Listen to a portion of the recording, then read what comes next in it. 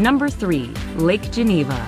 One of the largest lakes in Europe, Lake Geneva lies on the course of the Rhone River, on the frontier between France and Switzerland. Aside from the city Geneva, most destinations in the Lake Geneva region are in either the Swiss canton of Vaud or the French department of Haute-Savoie. The geography is varied, with the Jura Mountains in the north, a hilly plain in the center, and in the southwest, the Alps.